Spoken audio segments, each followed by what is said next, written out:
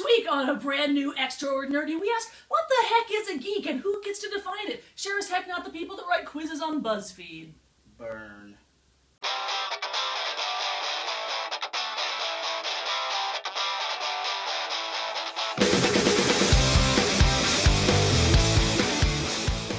This week's topic was inspired by a month-old BuzzFeed quiz that was 300 questions of, what is a geek? And guess who failed it?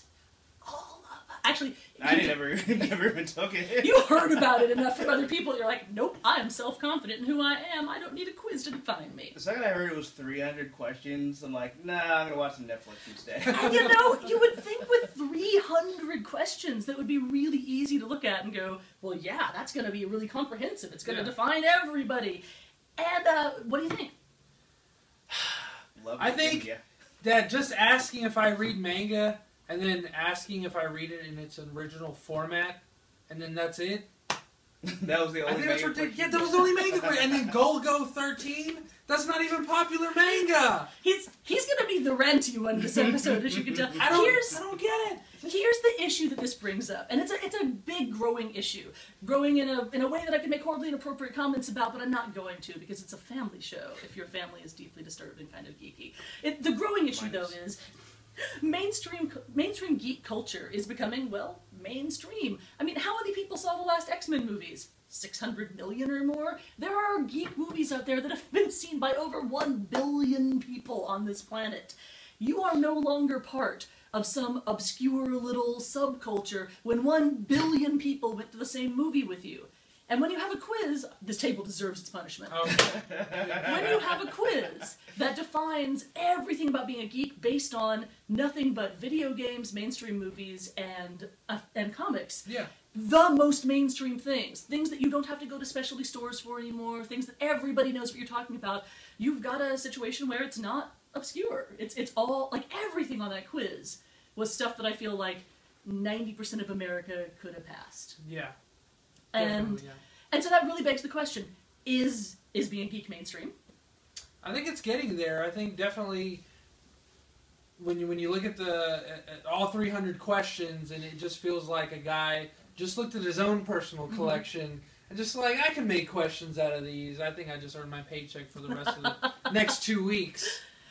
The thing that was extra entertaining about it to me, though, was, I mean, 300, like you were saying, you look at 300 like, no, I'm going to go rewatch the entire first season of Once Upon a Time now. But it went fast. It was like 5 minutes, I'd say, if that, because you're just beep, beep, beep, beep, beep, click.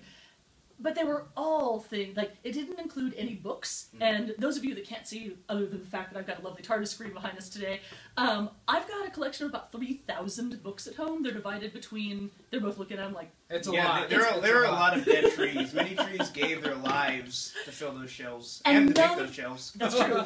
That's true. And none of that counts as being geek, according to quizzes like this. Yeah. Anime, which he will tell you everything you wanted to know about anime, and then some. Very, very little of that counted. Cosplay, I think it was 2 questions. Do you or don't you? And you're done. Do you like it? And do you wear it? Yeah.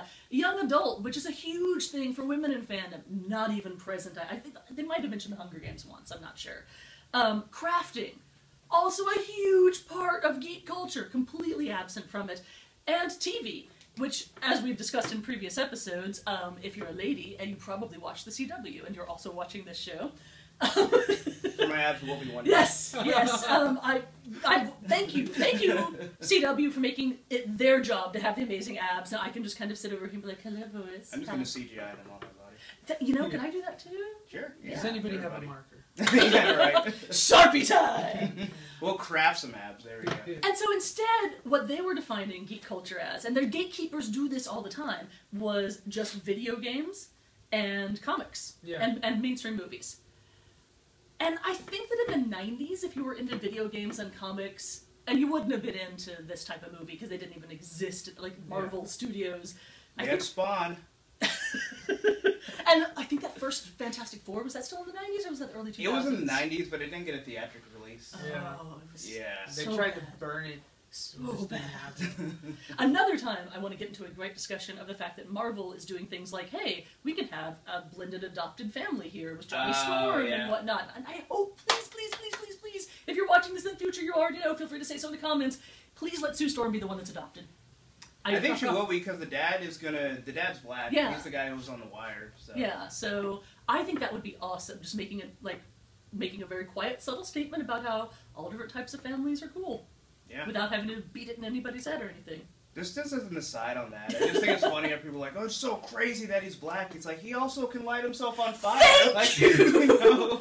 Nobody has a problem with that. Or the fact that his clothes don't also light on fire. Like, he should be a creepy naked dude all the time. And your primary arson suspect. Yeah. Just saying. I know, right? It's like their whole town burns down. It wasn't me. I was Johnny Storm. I swear to God. Yeah, swear to God. Wouldn't that be a great racket, though? But if you're like, yes, we're going to blame Johnny Storm for every arson in town. Just tie him in a basement until we get some money out of him. All right. We're enough of a geek that this was a serious discussion we actually plan on having more of when we're done filming. And that would have been fine in the 90s as far as, like, intense geekness. But it's not that intensely geeky anymore. I don't think so. It's just starting out. The first question is, have you read Watchmen? And then the next question is, do you own a copy of Watchmen? Mm-hmm. So either way, you're validated. But aren't you, or wouldn't one be considered less of a geek if he went and bought Watchmen and then just kept it there for like aesthetic purposes? Which a lot of people do, I feel. I mean, that's the whole purpose of buying any of the statuettes, of buying any of the action figures that you never take out of a box. Man, back when I lived in Louisville, I knew this Star Wars fan who had to buy those actual spinner racks that you get for storage place. Yeah. Because he bought every single Star Wars thing and never took them out of the box. And he had a whole room, they had a 3-bedroom house, that one room was nothing but spinner racks and display cases of the Star Wars stuff he bought. It's a lot of tauntauns. And I don't see where the joy is in that. I mean, if you've got something on the bottom of the back rack of one that you have to spin and take everything off, how is that fun? Where's the other? It's just proving that you have the money and determination to do it. Yeah, I mean, I can see that with people that are just collectors, where they just like to have it. It just, I don't know, there's something inside of them. They just. But there isn't even like questions on BuzzFeed that even go to that effect. Are you a collector? Do you have like these things? Then you're a BuzzFeed 300 question there. It doesn't do anything like that. It's just, do you have every single issue of The Walking Dead? And as far as I know, it hasn't ended yet. No. So there's time for you to validate yourself there. But then it's like, well, have you seen, or do you have all the graphic novels? Have you at least read something about Fables? You know? And then it just goes, have you read The Dark Knight? It's like, yes, but I also have, the graphic novel. Ask me that question. Let me Get pump my score up a little bit, And my point is, so many of those questions that were going to pump your score up with something that are comics related in particular, like, that's a very guy type of fandom. Don't get me wrong, ladies that are into comics, I was in my not Star Wars dress, because that one didn't actually work out so well with the fitting, but I was in my Wonder Woman dress the last time you saw me on one of these episodes.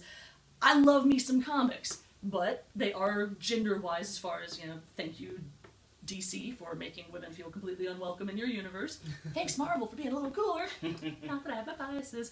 But it is something that's considered more of a guy part of fandom. What they didn't have in there was, again, anything to do with cosplay. Instead of saying, do you own all of Batman, they could have asked, have you ever dressed up as Batman or any other comic book character? Right. They didn't have anything in there, again, to do with anime. They didn't have anything to do with cosplay. None of the things that bring people in the fringes in. So, here's the real question that's part of that. Is that a problem? It is. I definitely think it is, because it's just very, and I hate throwing, race out there, but, you call the bird by the name it's given, but it's very, predominantly white, male-centric geekdom, if not at all, mainstream popular, Here was my issue with it. I knew way too many people that took the quiz and wasted their time instead of rewatching all of Once Upon a Time or whatever you were doing. House of Cards. Who came back when they reported back on Facebook and man, I only got an 83? I guess I'm not really a geek. And that's the insidious danger of something like this, is taking someone that says, again, looking around my house, an entire Doctor Who tent, and 3,000 science fiction books, and globes of Mars and Venus, and telling me, you're not really a geek. Well, what the heck am I then? I mean, seriously, I think your average person on the street is going to say geek or nerd, or possibly back away slowly, don't ask her any questions about those clothes. I don't want to get in the sand. And it's a bad thing when you're using something like that as gatekeeping. I don't think the person that wrote that quiz intended it to be gatekeeping. No, I think it's the way that everyone kept reporting back on it, going, man, I guess I'm just not a geek. Yeah. It's kind of how I feel about it, even without having taken the quiz. But just from hearing about it, it feels like the person who wrote that was probably the person they had write their movie section, or it seems like they didn't even get their actual, like, geek writer to do it. Like, they just had, like, hey, you've seen Watchmen, write this quiz. And he's like, okay, bro. And he just spent, like, 30 minutes throwing down, like, whatever little factoids he knew. And because he's not actually really, like, within the geek culture, he just knows, like, what's popular. So he's like, oh yeah, Hunger Games. Yeah, nerds like Hunger Games, See, and building on something you said there, that he's not really within the geek culture, is he? I mean, that's one of the questions that I think geek culture is really, really wrestling with right now. Who is a geek? Are you a geek if all you do are... If you qualify for those 300 questions on the BuzzFeed quiz, are you a geek? To an extent, yeah, but maybe not as big or a if geek you as don't you thought qualify you were. for any of them, are you a geek? Yeah, you can still be a geek. You just And have your own vices. that's a whole battle that I think is going on right now between people that are talking about not just with the fake geek girls, but fake geek guys and whatnot as well, with everyone going to a convention going, the thing I'm into is the one true faith, and any of you that deviate from the one true faith are infidels who do not belong in my sacred space. You do kind of look like Melisandre with the hair and the dress. I will set you on fire, is what I'm saying. Which I Fire's wouldn't, most because pure my place is really flammable with all these books. We wouldn't make it out. Johnny Storm, fire. I'm just starting to be a theme here. I'm kind of scared. And so the point being, I think that this is going to be an issue for a few more years. And people trying to figure out who is a geek, who isn't a geek, how are we going to define it, and most of all, how are we going to get along? Because, man, no one hates someone more than other members of their own subculture. Yeah. I mean, and this isn't just true with geekdom. Like, you could take it with religion. You know who really doesn't get along? Extreme liberal Jews and extreme conservative Jews. We have very different ideas of what being a Jew means. Muslims, the exact same thing. You've heard about Sunni Shia. There are many individual Sunni Shia that are friends. But there's a lot of them that don't get along because they believe in different interpretations. And geek culture has taken an almost religious aspect for a lot of secular people about how, like, they believe really strongly. And therefore, they just have to hate the infidels. Yeah. You know, like, you with your anime thing, I don't even know why you show up. Come on. You over there with comics and a Stark shirt, shouldn't you only have comic shirts on? Well, most of the Starks are dead. That's true. Why do you still have... How dare you show up with a Stark shirt on not having been decapitated? I've only seen 5 Bill Murray movies. What? Yet I sit here and wear his shirt because I love him so much. It does seem like it's going to be like a whole battle between like the Orthodox geeks and the non-denominational geeks. Yeah. And like I don't know what's going to happen. Mormon geeks.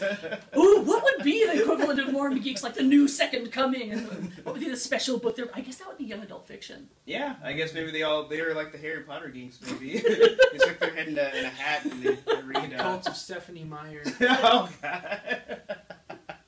So we would like to hear from you, our fine viewers. We really want to know, what do you think defines a geek? What is it? Just the stuff that's on, and we're going to keep picking on a quiz because it's easy, but that BuzzFeed 300-person quiz, is it just the stuff that I've mentioned as far as books and anime and cosplay and TV and whatever? Is it something in between?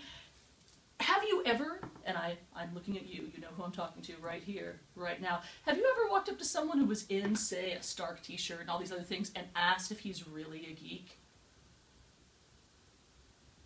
I wouldn't recommend it.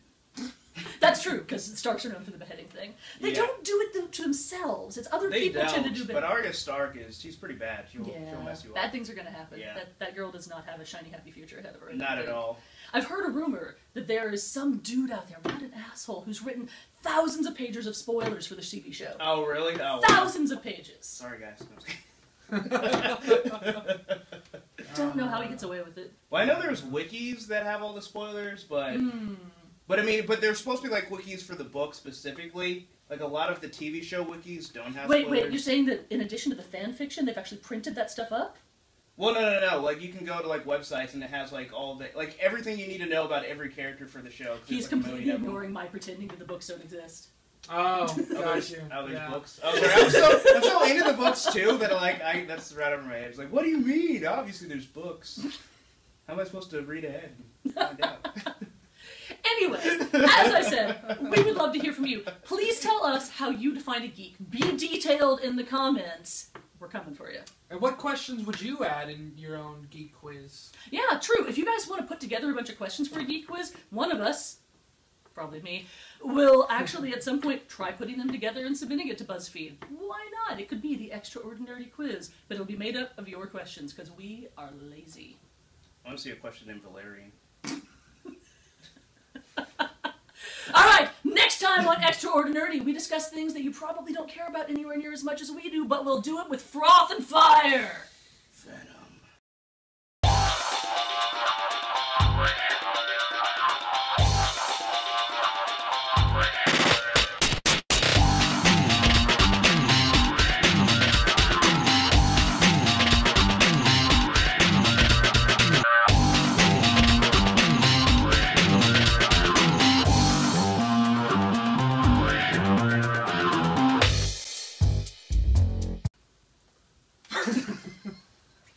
Wow.